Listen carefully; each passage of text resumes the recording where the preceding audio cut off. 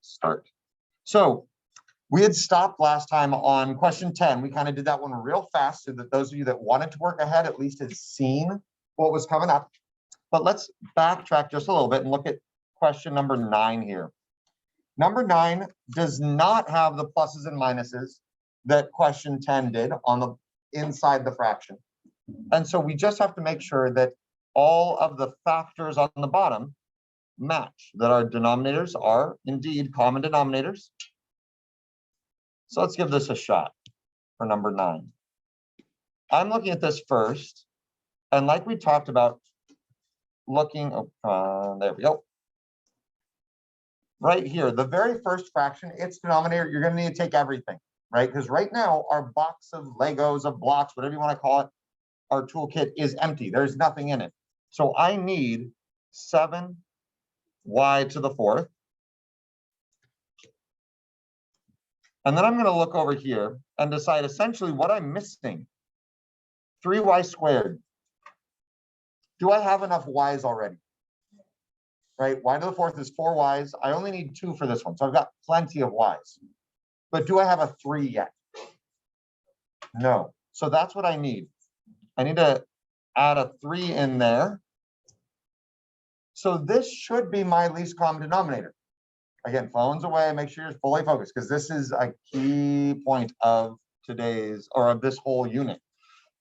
Now that I've got that least common denominator, another way of thinking of this is essentially saying, what is each of these denominators missing that the other one has? So if this is my least common denominator, and I come back here to the first one, it looks like all it needs is that 3. It has everything else. But I can't just multiply a 3 on the bottom. That would mess up my fraction. But I can multiply the fraction by 1. 3 over 3. Does that make sense to everybody? 3 over 3 is just 1. I can multiply by 1. It doesn't change my fraction. And then I can do the same thing for this fraction. I can say, well, it needs a 7. And so I have to multiply top and bottom by 7. And how many more y's does it need? Does that make sense to everybody? It's got 2 y's, y squared. It needs 4.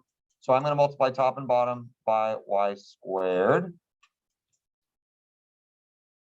So now, when I put this all together, this fraction right here, 3 times 3 on the top becomes 9 over 3 times 7 would be 21 y to the 4th. Plus, for the second fraction,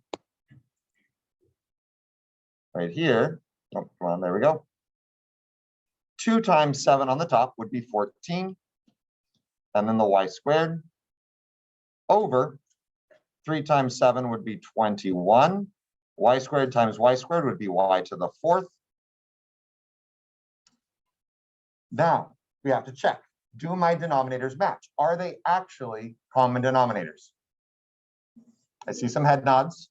Yeah, they're both 21 y to the 4th. So I can go ahead and add these like what we were doing before. So I put these two together. My new denominator is that same 21 y to the 4th. That's going to be on the bottom. But the top now, I have the 9 from the first one and the 14y squared from the second one. Can I add those together? Can I combine 9 and 14y squared? I am hearing yeses and nos. Are they like terms? No, I can't add those together. If there was something that factored out, I could factor it. But is there anything that goes into 9 and 14? Bless you. No, so I'm actually done. This is my answer. Is everyone clear why I can't add the 9 and the 14? 14 is multiplied by y squared, the 9 is not. So this is my final answer for that one. Now, we had done most of number 10. We can come back to that one and do it later on if you guys want. Again, those of you watching the video later on, I believe you already saw number 10. If not, it is on the first video that was posted as well. So let's go to the second page and look at something new. Number 11. For number 11, are the denominators the same? No. So I can't add them yet. First, I need to figure out what that least common denominator is. And really, to do that, I'm looking for the factors.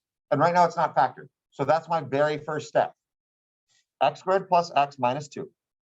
Okay. I'm looking for two numbers that multiply to -2 and add to 1. Any ideas? Yep, so I'm hearing 2 and 1, and one of them's got to be negative. That's exactly right. Let's give myself a little bit more room there for that one. So x, I heard +2 and -1. Is that correct? I multiply it out. 2 times -1 does make -2, but I get a 2x and a -1x. 2x minus 1x does make the 1x that I need in the middle. So we're good. That is correctly factored. Now, let's take a look at the second one. So this guy, are we okay? Yeah. We're not gonna, oh, we don't factor the top. We don't need to factor the top. Yeah, and really, you guys, the top, we don't touch at all until we get common denominators, right? Because I can't do anything, I can't do any adding or subtracting until I have common denominators. So good question. We're going to leave the 7 and 2 alone for now. X squared plus 4x plus 4. What multiplies to 4 and adds to 4? 2 and 2. So there we go. X plus 2, x plus 2. So now if I'm making my least common denominator, making my set of blocks, I need, from the first one, x plus 2 and x minus 1. So let's see here. Let's make this off to the side maybe. I need an x plus 2 and an x minus 1. And then I come to the second set and it needs 2x plus 2s. I've already got one. I need one more. So this would be my least common denominator. X plus 2, x minus 1, x plus 2. Or x plus 2 squared, if you want to do it that way. Now, when I come back here, I'm going to be multiplying both of these fractions, top and bottom, by whatever they're missing. Whatever's not there yet from that least common denominator. So if I come back to this one, it's got the x plus 2 and the x minus 1. It needs another x plus 2. So I'm going to multiply top and bottom by x plus 2.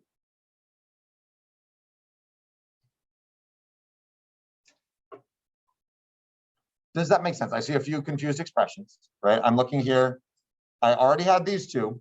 It's missing this one because it needs to have two x plus 2s. It's only got one right now. Why does it need two? Because the second one has two x plus 2s. Oh, And so in order for them to match, you can also think about it as looking at the second one. What is the first one missing? Well, it's got one x plus 2, but this one had 2. So it needs another one for them to have all the pieces that the other one has. Does that help? Okay. So then now I'm going to do the exact same thing with the second one. It's got the 2x plus 2s, but it doesn't have an x minus 1. So I'm going to multiply top and bottom by x minus 1.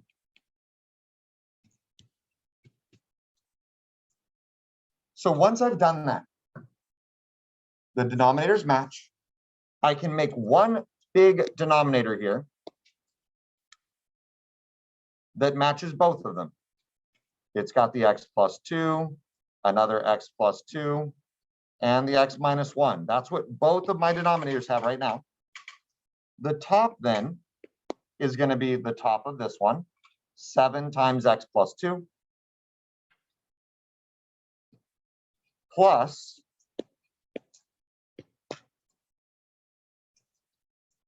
let's see here, what color have I not used yet? 2 times x minus 1. Are we still following? So the denominators match. So that's the denominator of my answer. I had to multiply top and bottom of each fraction by something to get that common denominator. So whatever is now on the top of the first fraction goes on top here, plus whatever was on the top of the second fraction. Now, we talked about this briefly yesterday. I think it was in this class, someone asked, can I just cancel out the x plus 2s? Well, the issue is, does everyone see that this x plus 2 is part of a large addition problem on the top? And I can't cancel out stuff that's part of addition or subtraction. So right now, my next step is to do the distributive property and combine like terms. So here, I'm going through 7 times x, 7x, 7 times 2 is 14. Get this up a little farther. Plus 2 times x. Actually, let's not use that one. 2 times x. 2 times -1. All over the same denominator still. X plus 2 times x plus 2 times x minus 1. Now, are there pieces that I can combine on the bottom or on the top? Are there like terms on the top at this point? What do we see? So the 7x and the 2x, let's put those together. 7x plus 2x, what's that going to make? So you got 9x, and then anything else? 14 and -2. It's going to make 12. That's going to get us 9x plus 12 over x plus 2 times x plus 2 times x minus 1. Now, I should always check to see if the top factors. Is there anything that goes into 9 and 12? What goes in? 3. So I can rewrite this as 3 times 3x plus 4. But is anything going to simplify there? Does that 3x plus 4 show up on the bottom anywhere? And neither does the 3. So actually, I can leave my answer like this. That's fine, since nothing's going to reduce. Or you can rewrite it with that 3 times 3x plus 4 on the top. Either is going to be fine. Yes. So the question was, can I combine these two down here? Yes, you are more than welcome to write that as x plus 2 squared. Helps you be a little bit more concise. I'll accept either one. As long as you have the x plus 2 twice and the x minus 1. Okay, let's try number 12 now. Number 12, I have to factor x squared minus 9. The x minus 3 is kind of set, right? That doesn't factor. It's one block. It's one piece. I'm going to see, though, if the other one already has that by factoring out the x squared minus 9. Difference of squares, x minus 3, x plus 3. So right there, does this one already have the x minus 3 that the other one has? Oh, come on in. If this is my denominator of the second fraction, it's got an x minus 3 and x plus 3. It already contains the whole denominator of the other one. It's already got the x minus 3 in it. Does that make sense? So this is actually going to be my least common denominator, x minus 3 and x plus 3. The other one is simply missing the x plus 3. That's all it's going to need. So let's multiply top and bottom of the first one by x plus 3.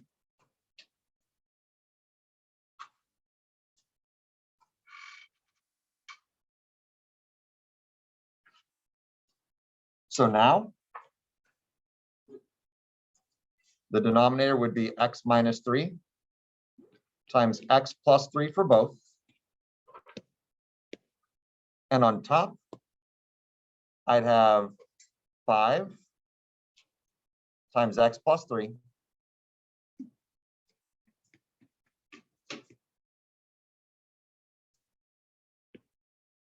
and then we need to be careful here. We saw this yesterday. Minus sign in the middle. Minus. And then the 4 from the top of the next fraction. Notice how the second fraction didn't need to be multiplied by anything because it already had all the pieces it needed. It was just the first fraction that needed to be multiplied. So now exact same thing we did before. Do that distributive property on the top. So 5 times x, 5x, 5 times 3, 15. Minus 4. Let's try that again. All divided by x plus 3 times x minus 3.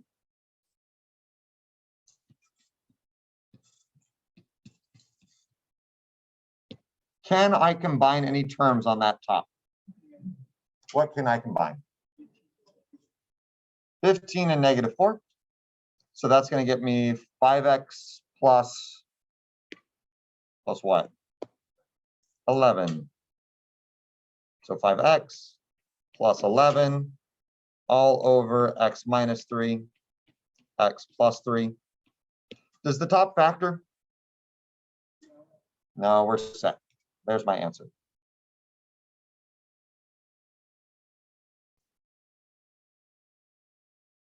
All right, so on down to 13. Oh, there we go.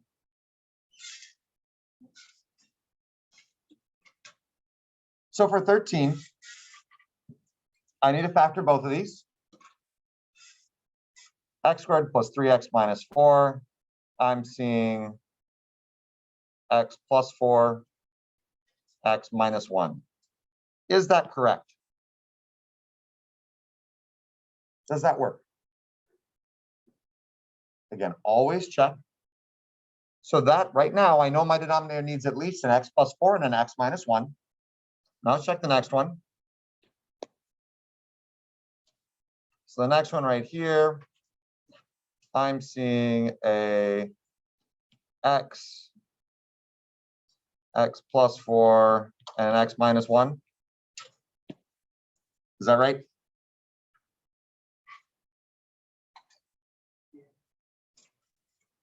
Really?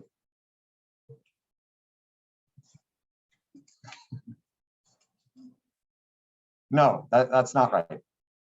So again, check. I'm seeing a lot of you that are going a little too fast on some of these. So that's switch. That's what we did last time. That multiplies to the negative 4 and adds to the 3, but that's not what I want. What should it be? Not negative 4 and plus 1. Negative 3 and negative 1. Negative 3 and negative 1. There we go. That multiplies to the 3 that we want and adds to the negative 4. Does that make sense to everybody? Don't go too fast.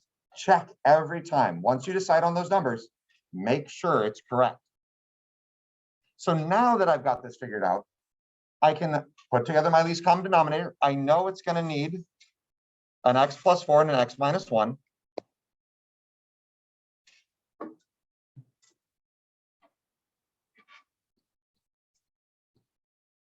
And then looking at the second one, I've already got my x minus 1, but I need an x minus 3 also.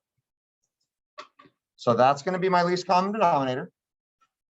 So I come back up here. The first one doesn't have the x minus 3. So I'm going to multiply top and bottom by x minus 3.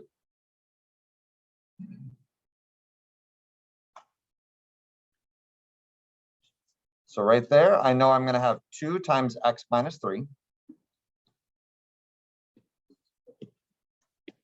Now here, okay, everyone's full attention. We talked about this yesterday.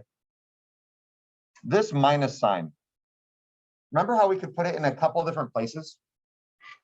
My suggestion for all of these is you immediately, upon seeing that minus sign, make it a plus and move it up here.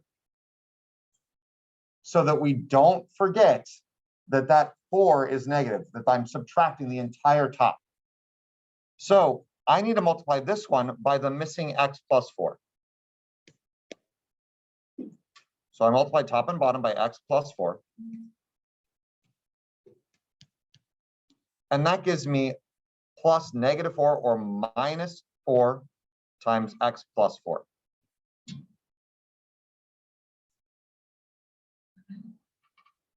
Again, yes, go ahead.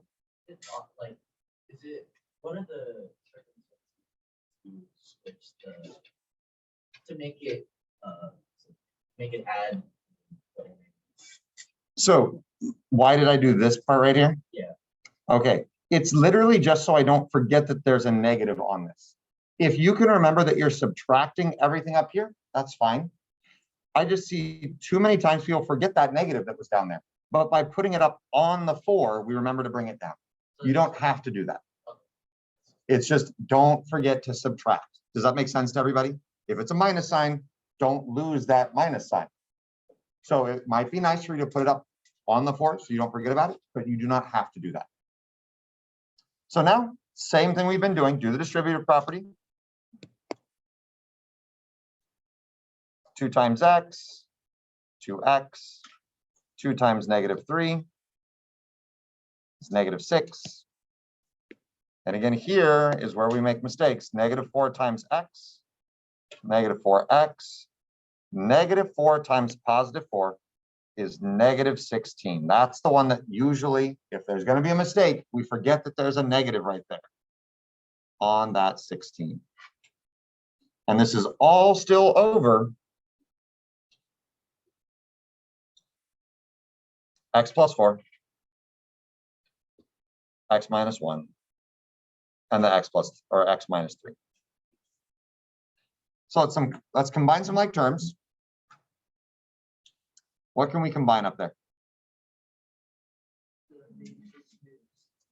Okay, so -6, -16, gonna get us -22, and then yes, I just wanted to finish that one before we went on to the next one. -22, and then 2x minus 4x looks like -2x. Does everybody agree there? So right now my numerator is -2x minus 22 over x plus 4 times x minus 1 times x minus 3.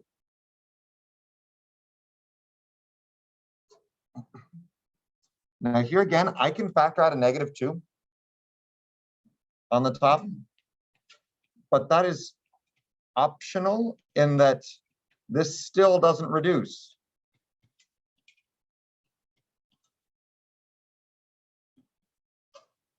So either this answer or this answer, those are both correct, but it's always a good idea to check that factoring on the top to make sure that nothing reduces.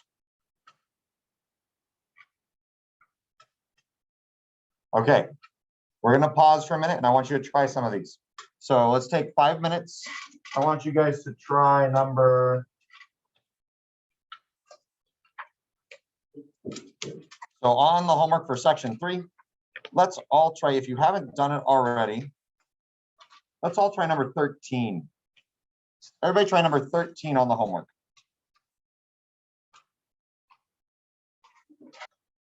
Okay, so back to the notes now. Looking at complex fractions, this is the last little piece from section 3. When you see this, fractions inside fractions, and specifically like a fraction plus a fraction or a fraction minus a fraction inside a bigger fraction, I want to make this a single fraction. Fractions inside fractions are not pleasant. Okay, let's clean this up. There is one very convenient, easy way of cleaning this up. So everybody's full attention. This is completely different than everything else we've done. I'm going to look at the 4 little fractions. The 4 little fractions and decide what's my least common denominator. So I'm looking at 12 and 6x and 12x and 6. Now, if you need to break those apart, so the 6x is 2 times 3 times x. So I need all those pieces. If I'm finding a least common denominator, I need a 2 and a 3 and an x at minimum. That 3 doesn't look so great. Let's try that again. The 12, again, I can factor that one out. 12 would be 2 times 2 times 3. I've already got a 2 and a 3. I just need one more 2.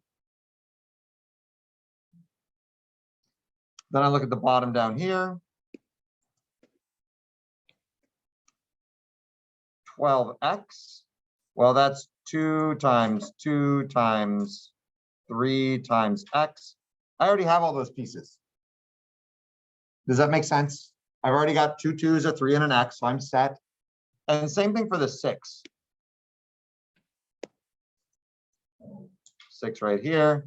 I already have the 2 and 3 that needs. So this is my common denominator. Does everybody agree that for the 4 tiny fractions, 2 times 2 times 3 times x, or 12x, is my least common denominator? So all I need to do is multiply top and bottom of the big fraction by that. So I'm going to erase all my work right here. Give myself a little bit more room. Once I decide, actually, you know what? It's probably going to be even better just to rewrite this. Let's rewrite this where I've got, give myself lots of room to try this. So the first one, 3 over 6x minus 2 over 12, all divided by, the denominator is 5 over 12x minus 1 over 6.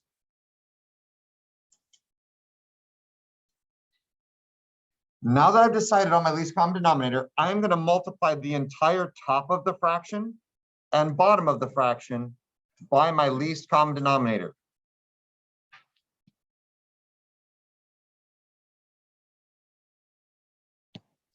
Right? Am I allowed to multiply and divide, or multiply the top and bottom of a fraction by whatever I want to?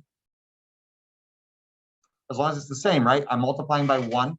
12x over 12x is just one big 1 right there. I can multiply by 1. That doesn't change anything. But watch what happens when I distribute it in. I do 12 times this, so times 12x. And right here, times 12x. Down here, the bottom, times 12x.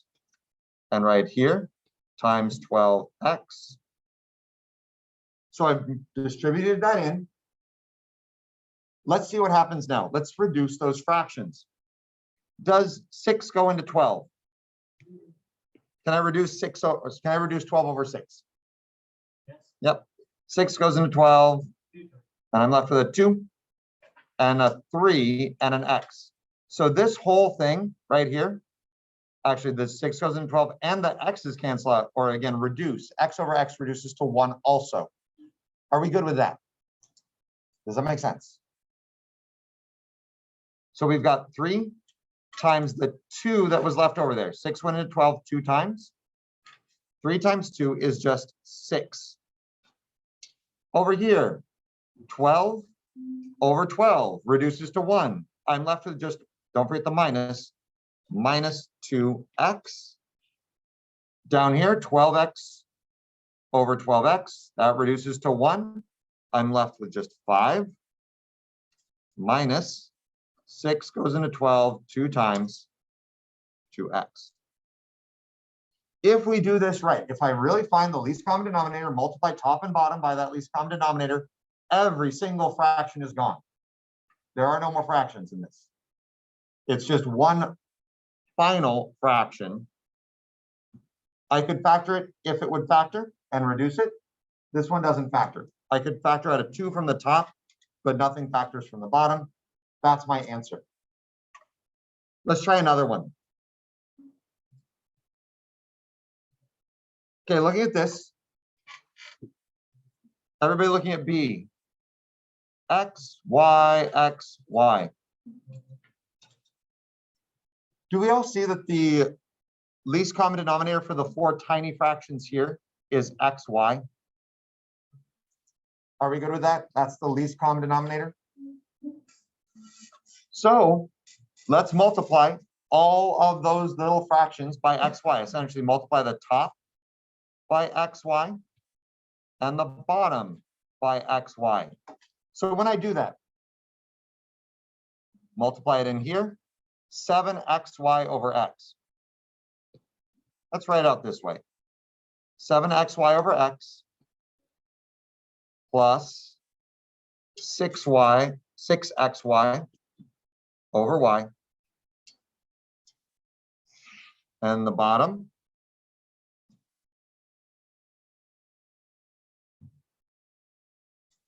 xy times 2, so 2xy over x minus 5xy over y. If I did this right, every single denominator is going to reduce to 1. X over x is just one big 1, left with 7y. Plus y over y reduces to 1, left with 6x over x over x reduces to 1, 2y. Y over y reduces to 1, minus 5x. Does that make sense?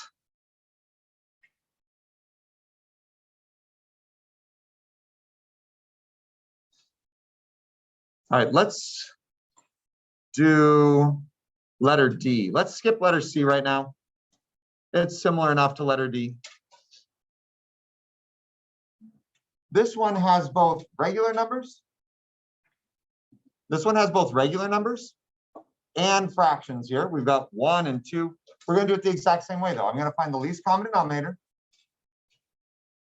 Okay, I'm going to find the least common denominator, which in this case, x squared, x looks like my least common denominator is just x squared. I essentially don't have to worry about the 1 and the 2. They're along for the ride.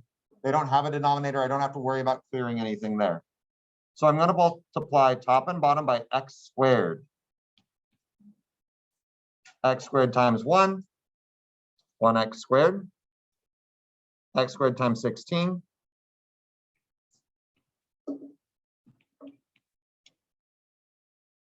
X squared times 2. Minus 8x squared over x. And again, if we did this right, all the fractions should simplify. So here, x squareds simplify. 1x squared minus, oh, try that again, that x didn't come out. 1x squared minus 16 over one of the x's simplifies right here.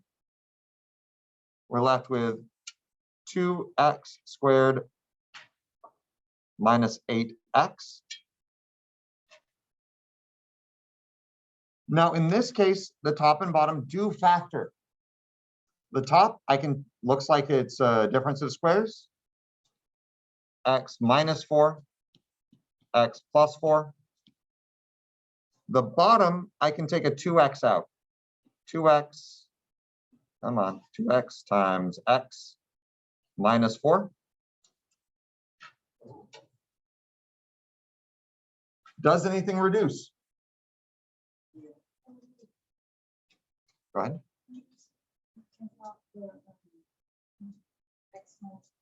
The x minus 4 over x minus 4 reduces to 1. So here and here, we're left with x plus 4. Oh man, this program's having issues. X plus 4 over 2x.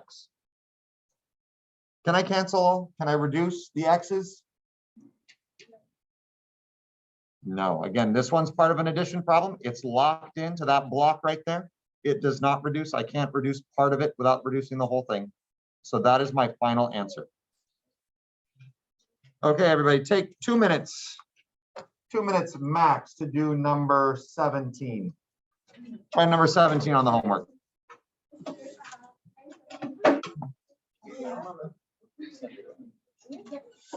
Oh, yes. Did you do that?